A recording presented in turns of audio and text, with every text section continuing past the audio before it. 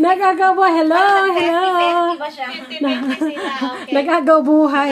Oh, yan, nagbiko yan ha. Oh. Biko at Purple yam na biko. Oy, purple yam daw, tapos biko.